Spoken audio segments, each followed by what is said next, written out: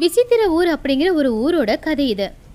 ஊருக்கு நடுவுல பாம்பு போன மாதிரி ஒரு பாதை இருக்கிற ஒரு கோடு அந்த ஊரை சரி பாதியா பிரிக்கிற கோடு மாதிரி தான் தெரிஞ்சது. அந்த ஊர்ல ஒரு பக்கத்துல இருக்கிற வீடுங்க வயல் மேல சூரியன் அவனுடைய வெளிச்சத்தை காட்டிக்கிட்டு இருக்கும்போது, அதே மாதிரி அந்த ஊரோட இன்னொரு பகுதியில வர்ண பகவான் அவனுடைய கருணைய காட்டிக்கிட்டு இருந்தான். ஒரே ஊரு ஒரே காலம், ஆனா ரெண்டும் வித்தியாசமான வேறான வானிலைகள். பாதி ஊரு வெயில் தாங்க முடியாம கஷ்டப்பட்டுக்கிட்டு இருக்கும்போது, இன்னும் பாதி ஊரு மழை அதிகமா பெய்யறதுனாலையும் கஷ்டப்பட்டுக்கிட்டு இருந்துச்சு. இந்த விசித்திரமான கிராமத்துல இந்த வித்தியாசமான நிலைமை எதுக்கு வந்துச்சு? இயற்கை ஒரே ஊர்ல ரெண்டு மாதிரி எதுக்காக இருக்கு? இது எல்லாத்துக்குமே நமக்கு பதில் கிடைக்கணும் அப்படின்னா இந்த ஊஜனங்களோட மனசுக்குள்ள என்ன இருக்கு அப்படிங்கறத எட்டி பார்க்கணும். அவங்க கிட்ட பேசணும். அந்த ஊருக்கு நடுவுல இருக்கிற அந்த செவரையும் பார்க்கணும். அவங்க எல்லாருடைய பழைய காலத்தை தோண்டியும் பார்க்கணும். வாங்க அதை நாமளே செஞ்சு பார்க்கலாம்.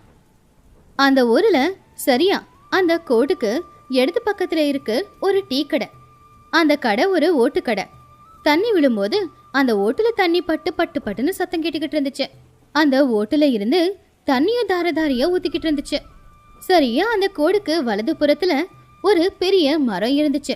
சூரியனோட ஒளி அந்த மரத்துல பட்டு அந்த மரத்துல இருக்கிற இலைகள் எல்லாமே பளபளன்னு இப்படி சொன்னான். என்ன சோமண்ண, நிலத்தை விற்கிறேன்னு சொல்றியே, நம்ம பாட்டன் முப்பாட்டன் காலத்துல இருந்து இருக்கிற நிலத்தை எப்படின்னு விற்ப? அவங்க பக்கத்துல உட்காந்துக்கிட்டு இருந்த சின்ன பையன் கிருஷ்ணா ஊர் பெரியவங்க பேச்சு எல்லாத்தையுமே கேட்டு சுத்தி இருக்கிற அந்த வானிலைய கவனிச்சுக்கிட்டு இருந்தான். என்ன இதுல என்னென்ன இருக்கு? வானிலை மாற்றங்களால தான் இப்படி எல்லாம் நடக்குது.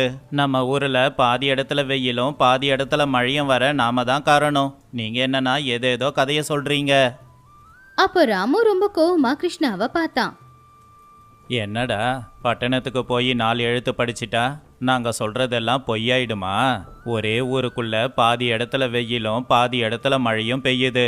கேட்டா நீ இதை சயின்ஸ்னு சொல்லுவ. ஆனா அப்படி இல்லை. நம்ம பெரியவங்க பண்ண பாவத்தால தான் நமக்கு இந்த சாபம் வந்திருக்கு. அதனால தான் நாம கஷ்டப்பட்டுக்கிட்டு இருக்கோம். இது சாபம் இல்லைண்ண, நம்ம பெரியவங்க பண்ண தப்பால தான் நாம தண்டனையை அனுபவிக்கிறோம். நான் சொல்றத கொஞ்சம் கேளுங்கண்ண. அப்போ பக்கத்துல இருந்த வயசானவர் இரும்பிக்கிட்டே அவங்க பக்கத்துல வந்தாரு. இது ஒன்றும் மூட நம்பிக்கை இல்லப்பா கிருஷ்ணா. கண்ணால பார்த்துக்கிட்டு தானே இருக்க. என் வாழ்க்கை முழுக்க இதை நான் பார்த்துருக்கேன். என்னோட அப்பா அம்மா கூட இதை பார்த்து இருக்காங்க. நம்ம லக்ஷ்மி அம்மா இருக்காங்கல்ல, பாதி மழை பாதி வெயில நிற்கிற எரும மாட்டை பார்த்து கும்பிடுவாங்க.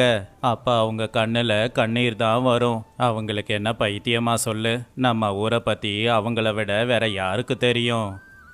அப்படின்னு அவங்க எல்லாரும் பேசிக்கிட்டு இருக்கும் போதே 60 வயசு இருக்கிற லக்ஷ்மி பாட்டி ஒரு கோணிப்பைய தலை மேல போட்டுக்கிட்டு மழையில நனையாம ரோட தாண்டி போய்கிட்டு இருந்தாங்க. அவங்களுடைய முகத்துல சொல்ல முடியாத ஏதோ ஒரு கவலை இருந்துச்சு. அவங்க யாரையும் கவனிக்கல. அவங்க பாட்டுக்கு நடந்து ஊரோட எல்லையில இருக்கிற ஆலமரத்துக்கிட்ட போயிட்டாங்க. அவங்கள பார்த்து அந்த 4 பேரும் அப்படியே ஒரு நிமிஷம் அமைதியாயிட்டாங்க. கிருஷ்ணாவும் அந்த பாட்டி போற வழியை அப்படியே பார்த்துக்கிட்டு இருந்தான். அப்போ ரங்கையா மெதுவா இப்படி சொன்னான். பாத்தீங்களா அந்த பாட்டியோட முகத்துல இருக்கிற கவலைய? அதை என்னால பார்க்கவே முடியல. நாம ஏதாவது செஞ்சாகணும். லக்ஷ்மி பாட்டி ஊர் எல்லையில இருக்கிற அவங்க வீட்டுக்கு போனாங்க. அந்த வீடும் அவங்க ஊர் மாதிரி பாதி பாதியா தான் இருந்துச்சு. அந்த குடிசைக்கு இந்த பக்கம் மழை அடிச்சுக்கிட்டு இருந்துச்சு, குடிசைக்கு அந்த பக்கம் வெயில் காஞ்சிக்கிட்டு இருந்துச்சு. மழை பெஞ்சிக்கிட்டு இருக்கிற பக்கம் கொஞ்சமா விதை போட்டு அங்க காய்கறி செடியெல்லாம் வளர்த்து அந்த காய்கறியை சந்தையில கொண்டு போய் வித்துக்கிட்டு இருந்தாங்க. அவங்க வாழ்க்கையும் அவங்க ஊர் மாதிரி ரொம்ப வித்தியாசமான வாழ்க்கை தான். அந்த அம்மா வீட்டுக்குள்ள போய் அவங்க துணியை மாத்திக்கிட்டு இந்த பக்கம் இருக்கிற பீர்க்கங்க கொடி வாடி போச்சுன்னு அதுக்கு தண்ணியை ஊத்துறதுக்காக வந்தாங்க. அப்படி தண்ணி ஊத்தும் போது கூட அவங்க கண்ணுல இருந்து கண்ணீர் சொட்டிக்கிட்டு தான் இருந்துச்சு. அப்ப யாரோ அவங்கள கூப்பிடுற சத்தம் கேட்டுச்சு. கிருஷ்ணாவை பார்த்து லக்ஷ்மி அம்மா ஆச்சரியப்பட்டாங்க. ஏன்னா பட்டணத்துல படிச்ச பையன் இப்ப இவங்க குடிசைக்கு ஏன் வந்திருக்கான்னு அவங்களுக்கு தெரியல. அவனை உள்ளவா அப்படின்னு சைகை காட்டி கூப்பிட்டாங்க. குடிசையில மழை தண்ணி விழாத இடத்துல அவனை உட்கார வச்சாங்க. ஏன் பாட்டி உனக்கு இந்த கஷ்டம்? உன்னையும் உன் வீட்டையும் பார்த்தாலே எனக்கு கவலையா இருக்கு. இன்னும் எத்தனை காலத்துக்கு மழை வெயில்னு கஷ்டப்பட போற? லக்ஷ்மி அம்மா தடவை அவங்க மனசுக்குள்ள இருக்கிறத அவங்க கிட்ட சொல்லலாம்னு நினைச்சாங்க. ஏன்னா அந்த பையனோட கண்ணுல ஒரு நேர்மையும் ஒரு உண்மையும் தெரிஞ்சது. அது அவங்களுக்கு பிடிச்சிருந்துச்சு. லக்ஷ்மி அம்மா அழுதுகிட்டே, என்னோட வாழ்க்கை இப்படிதான்ப்பா இருக்கும். இந்த கோடு ஊருக்கு நடுவுல மட்டும் இல்ல, என் குடிசையில, என் வீட்டு தோட்டத்துல, என் மனசுக்குள்ளேயும் தான் இருக்கு. இந்த பக்கம் என் செடிங்க மழையால நல்லா விளையுது, அந்த பக்கம் வெயிலால காயுது. இதுதான் என் வாழ்க்கையும். என் சின்ன வயசு தோழி கௌரி ரோடுக்கு அந்த பக்கத்துல இருந்தா. அவளை போய் பார்க்கலாம் அப்படின்னா இந்த கோடு எனக்கு குறுக்குல வரும். எங்க தாத்தாங்க போட்ட இந்த கோடு எங்க 2 பேரையும் பிரிச்சிடுச்சு. என் கஷ்டத்தை நான் யாருக்கிட்ட போய் சொல்ல? பாட்டி சொன்னதை கேட்டு கிருஷ்ணாவோட கண்ணெல்லாம் ஈரமாச்சு. ஊருக்கு நடுவுல இருக்கிற சண்டை ஒரு வயசான பாட்டியோட வாழ்க்கையில இவ்வளவு பெரிய தாக்கத்தை ஏற்படுத்திருக்கான்னு நினைச்சான். பாட்டியை பார்த்து ரொம்ப கவலையா கிருஷ்ணா பாட்டி பக்கத்துல போய் அவங்க தோள் மேல கைய போட்டு, பாட்டி, போதும் அழுதது. இத்தனை காலமா நீ தனியா கஷ்டப்பட்டு இருக்க. இது உன்னோட தப்பு இல்ல, நம்ம பெரியவங்க பண்ணது தான் தப்பு. அவங்க கோவத்துக்கு நீ தண்டனை அனுபவிக்கிற. ஆனா நீ பலவீனமானவ இல்ல. இந்த ஊரோட பிரச்சனையை தீர்க்கிற சாவி உன்கிட்ட தான் இருக்கு. நீ வாயை திறந்து பேசினாதான் பிரச்சனைக்கெல்லாம் தீர்வு கிடைக்கும். லக்ஷ்மி பாட்டி ரொம்பவும் ஆசையா கிருஷ்ணாவை பார்த்தாங்க. கிருஷ்ணா அவங்களுக்கு இன்னும் தைரியத்தை கொடுத்தான். பயப்படாத பாட்டி, இப்போ ஊர்க்காரங்க எல்லாரும் நீ சொல்றத கேட்க தயாரா இருக்காங்க. ஏன்னா அவங்களும் தானே இந்த கஷ்டத்தை அனுபவிக்கிறாங்க. நீ சொல்லு, இப்போ நீ தனியா இல்ல, இந்த ஊரே உனக்கு பின்னாடி தான் இருக்கு. நீ ஒரு அடி தைரியமா முன்னாடி வச்சினா உன் பின்னாடி நாங்கெல்லாம் வருவோம். மனசுக்குள்ள ஒரு தைரியத்தை கொடுத்துச்சு. அவங்க முடிவு பண்ணாங்க இதுக்கு ஒரு தீர்வு சொல்லியே ஆகணும்னு. பல வருஷமா அமைதியா இருந்த பாட்டி இப்ப ஊருக்கு ஒரு விஷயத்த சொல்ல வந்தாங்க. அன்னைக்கு சாயந்தர நேரம் கிருஷ்ணா ஊர்க்காரங்க எல்லாரையுமே ஊருக்கு நடுவுல இருக்கிற மரத்துக்கிட்ட வர சொன்னா. அங்க லக்ஷ்மி பாட்டியும் கௌரி பாட்டியும் கூட ஒருத்தங்க கைப்பிடிச்சுக்கிட்டு நின்னுக்கிட்டு இருந்தாங்க. இத்தனை வருஷத்துக்கு அப்புறமா அந்த 2 தோழிங்களும் ஊருக்காரங்க முன்னாடி ஒன்னா நிக்கிறது இதுதான் முதல் தடவை. கௌரி பாட்டி நடுங்குற குரல்ல பழைய கதைய சொல்ல ஆரம்பிச்சாங்க. ராமசாமி ரங்கசாமியோட கதை, அவங்க அம்மாவான எல்லையம்மாவோட கஷ்டம் எல்லாத்தையுமே அவங்க சொல்ல ஆரம்பிச்சாங்க. இங்க பாருங்கப்பா, நீங்க இந்த ஊரையும் ஊருக்கு நடுவுல இருக்கிற உறவையும் பிரிச்சிட்டீங்க. உங்க பகை முடிகிற வரைக்கும் இந்த ஊரோட பிரிவும் கூட முடியாது அப்படின்னு பாட்டி பழைய கதைய சொன்னாங்க. அந்த பழைய கதையை கேட்டு ஊர்க்காரங்க எல்லாரும் சண்டை போட ஆரம்பிச்சாங்க. அப்ப கிருஷ்ணா எழுந்துச்சு நின்று இப்படி சொன்னான். நிறுத்துங்க, இப்போவும் பழைய சண்டையே போட்டுக்கிட்டு இருக்கீங்க. பாட்டி சொன்ன கதை உண்மை, அவங்க அம்மாவோட கஷ்டமும் உண்மை. அவங்க கொடுத்தது சாபம் இல்லை, அது நமக்கான எச்சரிக்கை.